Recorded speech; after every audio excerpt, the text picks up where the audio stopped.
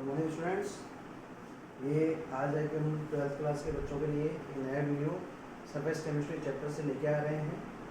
जैसा कि last video में आपने देखा था, हमने बात की थी एडसॉर्प्शन और एब्जॉर्प्शन की, और उसके अलावा एडसॉर्प्शन का कुछ बेसिक इंट्रोडक्शन हमने डिस्कस किया था। अब उसी में हमने आगे पढ़ा था कि एडसॉर्प्शन जो होता है वो दो टाइप का होता है। एक केमिकल एडसॉर्प्शन जिसे केमियोसॉर्प्शन कहा जाता है, और एक फिजिकल एडसॉर्प्शन जिसे फिजियोसॉर्प्शन कहा जाता है। तो अब इन दोनों के बीच का बेसिक डिफरेंस क्या है। सबसे पहले हम देखेंगे कि फिजियोसॉर्प्शन केमियोसॉर्प्शन सबसे बेसिक डिफरेंस ये है बेटा कि जैसा कि एडसॉर्प्शन में दो टर्म्स होती हैं, एडसॉर्बेट एंड एडसॉर्बेंट। तो उन दोनों के बीच में बॉन्डिंग किस तरह की है। फिजियोसॉर्प्शन में वीक फिजिकल बॉन्ड होते हैं, जैसे कि वान डर वाल फोर्सेज हैं, लंडन डिस्पर्सन फोर्सेज हैं। इस तरह के वीक फोर्सेज होने की वजह से इसे बोलते हैं फिजियोसॉर्प्शन। दूसरा है केमियोसॉर्प्शन यानी केमिकल एडसॉर्प्शन। यहाँ पर बॉन्ड्स स्ट्रॉन्ग होते हैं, केमिकल बॉन्ड्स बनते हैं, जैसे हाइड्रोजन बॉन्ड्स हैं जिसे अपन H बॉन्ड से रिप्रेजेंट करते हैं, या कोवलेंट बॉन्ड हो सकते हैं।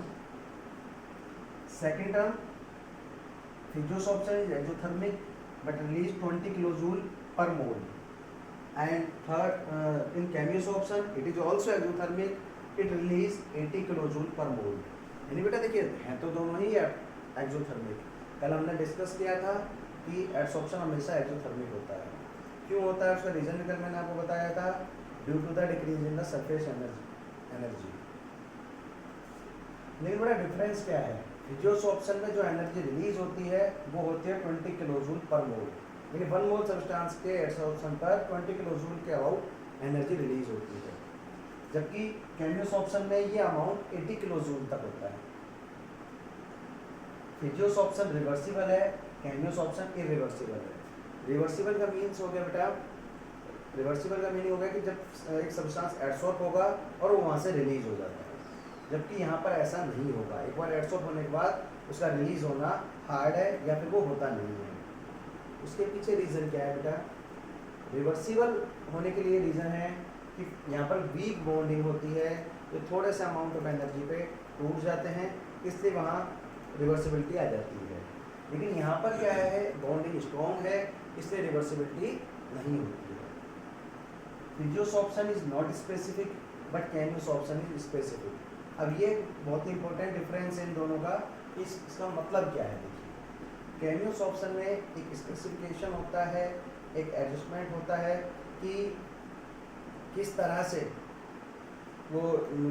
से कौन सा सब्सटेंस दूसरे सब्सटेंस पर एक्यूमुलेट होगा, और उसके लिए क्राइटेरिया है कि जिसके पास एक particular amount of energy present होगा, क्योंकि वही एनर्जी एक्टिवेशन एनर्जी का रोल प्ले करते हुए केमिकल बॉन्ड बनाती है और उसके बाद वो केमियोसॉर्प्शन हो पाता है। जबकि यहाँ पर क्या है, किसी भी एक्टिवेशन एनर्जी की रिक्वायरमेंट नहीं है, इस वजह से कोई भी सब्सटेंस एडसॉर्ब हो सकता है। या इन शॉर्ट अगर हम दूसरी बात बोलें तो एक डिफरेंस ये भी कह सकते हैं कि फिजियोसॉर्प्शन में किसी भी एक्टिवेशन एनर्जी का रिक्वायरमेंट नहीं है, जबकि केमियोसॉर्प्शन के लिए एक पर्टिकुलर एक्टिवेशन एनर्जी का रिक्वायरमेंट होता है। ठीक है, उसके आगे अगर हम देखें तो हमारे पास अब अगला टॉपिक है factors which affect the adsorption phenomena. अब देखिए बेटा, एडसॉर्प्शन जो होता है वो आपका दो तरह का होता है, फिजिकल और केमिकल।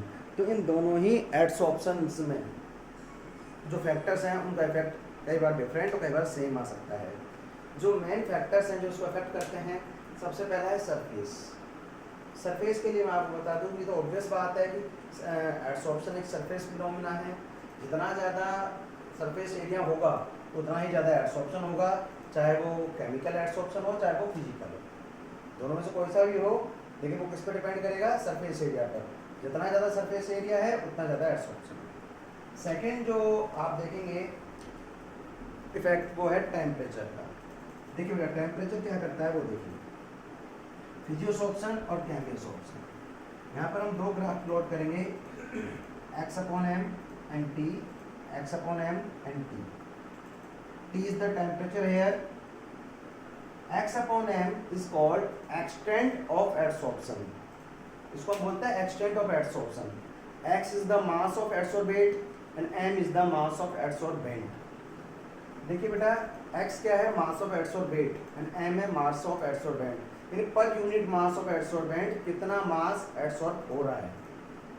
ठीक है, यहाँ भी कह सकते हैं कि एडसॉर्प्शन का मैग्नीट्यूड हो जाता है एक तरह से। तो जब टेम्परेचर का इफेक्ट देखते हैं फिजियोसॉर्प्शन में, तो हमें एक डिक्रीजिंग प्लॉट देखने को मिलता है। और जबकि हम अगर केमिकल एडसॉर्प्शन में, केमिसॉर्प्शन में देखते हैं, तो वहाँ हमें देखने को मिलता है किस तरह का कर्व, जो पहले इंक्रीजिंग है, एक पीक वैल्यू पर पहुँचने के बाद वो डिक्रीजिंग हो जाता है। दोबारा देखिए, फिजियोसॉर्प्शन में जो ग्राफ मिलेगा वो डिक्रीजिंग प्लॉट मिलेगा, जबकि केमिसॉर्प्शन में पहले इंक्रीज होगा और उसके बाद डिक्रीज होगा। तो ये जो चीज़ें हैं, तो मैं आपको एक्सप्लेन कर दूँ इनको और अच्छे से कि इसका रीज़न क्या है। देखिए बेटा, फिजियोसॉर्प्शन में वीक फिजिकल बॉन्डिंग है। जैसे जैसे टेम्परेचर बढ़ेगा, तो टेम्परेचर बढ़ने के साथ साथ क्या होता है, हीट बढ़ती है, और हीट के बढ़ने की वजह से इनके वीक फिजिकल बॉन्ड टूटते हैं, और जो सब्सटेंस एडसॉर्ब हो चुका है वो भी रिलीज हो जाता है। इस वजह से एडसॉर्प्शन कम होता हुआ दिखाई देता है। जबकि यहाँ पर क्या है बेटा, जैसे जैसे इनिशियली टेम्परेचर बढ़ेगा शुरुआत में, तो वो हीट बढ़ेगी, तो वो हीट एक्टिवेशन एनर्जी का रोल प्ले करती है, तो उस वजह से एडसॉर्प्शन बढ़ता है। एक पीक वैल्यू पहुँचने के बाद, फिर उसके बाद अगर आप टेम्परेचर को आगे बढ़ाते हैं, तो क्या होगा, हीट और ज़्यादा बढ़ेगी, फिर वही हीट इनके बीच के बॉन्ड्स को ब्रेक करती है, उसकी वजह से ये डिक्रीज, ये फॉल आता है। दोबारा देखिए कि इनिशियली जो एनर्जी है, इनिशियली जब टेम्परेचर इंक्रीज होगा तो हीट इंक्रीज होगी, तो उसकी वजह से क्या होगा कि आपका जो एनर्जी है वो एक्टिवेशन एनर्जी में यूटिलाइज होगी, नए बॉन्ड्स बनाएगी। लेकिन एक पीक वैल्यू को पहुंचने के बाद जब आप टेम्परेचर को और बढ़ाते हैं, तो वही टेम्परेचर से प्रोड्यूस हीट उन्हीं केमिकल बॉन्ड्स को ब्रेक कराती है, इसकी वजह से एडसॉर्प्शन में डिक्रीज आता है। ओके, अब इससे आगे हम देखेंगे, ये तो था टेम्परेचर का। एक फैक्टर और है हमारे पास, प्रेशर। देखिए बेटा, प्रेशर का जो इफेक्ट है वो फिजियोसॉर्प्शन, केमिकल सॉर्प्शन के लिए अगर हम देखें तो कुछ इस तरह से ग्राफ आपको मिलेगा। ये ग्राफ ये कहता है बेटा कि जैसे जैसे प्रेशर इंक्रीज होगा, एडसॉर्प्शन इंक्रीज होता है। जैसे आपको दिख रहा है इंक्रीज हो रहा है, लेकिन एक पर्टिकुलर अमाउंट ऑफ प्रेशर पर पहुंचने के बाद आप कितना भी प्रेशर अप्लाई कर लें, एडसॉर्प्शन इंक्रीज नहीं होगा। जैसे कि ये पॉइंट, यानी इस पॉइंट पे आने के बाद आपका कर्व फ्लैट हो जाता है। तो ये क्यों होता है, ये इसको क्या बोलेंगे बेटा, ये जो प्रेशर पॉइंट है जहाँ पर आके आपका एडसॉर्प्शन कांस्टेंट हो जाता है या फिर इंक्रीज नहीं होता है, इसको बोला जाता है सैचुरेटेड प्रेशर। क्या बोलते हैं, सैचुरेटेड प्रेशर। और इसका होने का रीज़न बड़ा सिंपल सा है बेटा। देखिए, प्रेशर अप्लाई करने पर कंप्रेसिबिलिटी एक बढ़ती है, जैसे आप उसी कंप्रेस कर रहे हैं उसको, यानी जो सब्सटेंस एडसॉर्ब हो रहा है उसको कंप्रेस करेंगे, और एक लिमिट ऐसी होगी, उसके बाद प्रेशर का कोई इफेक्ट उसके ऊपर वर्क नहीं करेगा। ये वो पॉइंट है। प्रेशर का और एडसॉर्प्शन का जो रिलेशन है, इसको फ्रेंडलिच नाम के साइंटिस्ट ने एक आइसोथर्म के थ्रू एक्सप्लेन किया है। फ्रेंडलिच, जिसे हम फ्रेंडलिच आइसोथर्म बोलते हैं।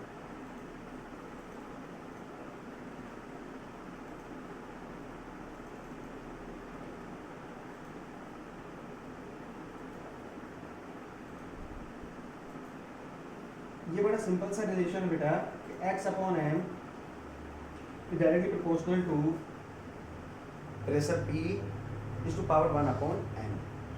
जैसा कि आपको पता है, प्रोपोर्शनलिटी का साइन हटाने के लिए कांस्टेंट लिया जाता है, यहाँ पर भी वैसे ही कांस्टेंट लिया है k। अब हम क्या करेंगे बेटा, दोनों साइड पर लॉग ले लेंगे। Log x upon m equal to log k plus log p।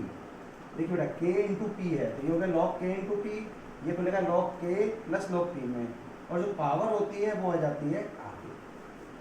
Okay बेटा, अब यहाँ पर सबसे पहला क्वेश्चन ये आता है कि x अपॉन m तो हो गया extent of adsorption, k constant है, p प्रेशर है, सर n कैसे और कहाँ से कैलकुलेट करें, और ये होता क्या है बेटा, n होता है नंबर ऑफ मॉलिक्यूल्स पर डिपेंड करता है ये, और इसको कैलकुलेट करने के लिए आपको एक ग्राफ प्लॉट करना पड़ेगा। इस ग्राफ का जो स्लोप कैलकुलेट होता है वो किसकी वैल्यू होती है बेटा, n की। 1/n। और जैसे कि आप जनरली ग्राफ में देखते हैं, ग्राफ हमेशा ओरिजिन से स्टार्ट होता है, तो ये ग्राफ आपका ओरिजिन से स्टार्ट नहीं होगा, इसमें एक इंटरसेप्ट होगा जो किसके इक्वल होगा, log k के। और ग्राफ किस किसके बीच में प्लॉट किया है आपने, log x/m और log p के बीच में। अब इसमें मैं आपको एक चीज़ बता दूं कि n की जो पॉसिबल वैल्यूज़ हैं वो 0 से 1 के बीच में होती हैं। और मैं यहाँ डिस्कस कर रहा हूँ कि n की 2 वैल्यूज हमने, n 0 है और n 0 नहीं है, यानी n इज इक्वल टू 0 और n is not equal to 0। अगर बेटा n इक्वल टू 0 है तो आप इस इक्वेशन को देखिए, n अगर इक्वल टू 0 है तो ये पूरा डिजिट 1/n इन 1/0 क्या हो जाएगा, 0। p की पावर 0 हो गई। तो अब यहाँ पर क्या बचा, x/m इक्वल टू k, क्योंकि जिसकी पावर 0 हो गई उसकी वैल्यू 1। अगर n 0 है तो आपका एडसॉर्प्शन प्रेशर से इंडिपेंडेंट रहेगा, प्रेशर से कोई रिलेशन उसका नहीं है। अगर n की कोई भी वैल्यू है एक्सेप्ट टू 0, 0.2, 0.1, क्योंकि मैंने आपको बताया इसकी वैल्यू 0 से 1 के बीच में आती है, तो ये 0.1, 2, 3 कुछ भी हो सकता है। तो ये वैल्यू अगर है तो यहाँ पर p की पावर कुछ ना कुछ बनेगी, 1, 2, 3 व्हाटएवर।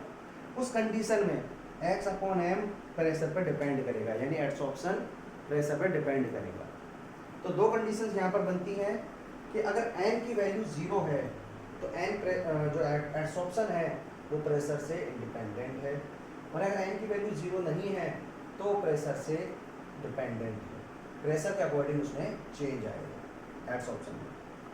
तो बेटा ये था आपका आज का वीडियो में, और अगले वीडियो में हम आपको एक नई टर्म कॉलॉइड के बारे में, जो इस चैप्टर का सेकंड पार्ट है, उससे आपको अवेयर करवाएंगे। तब तक के लिए गुड डे।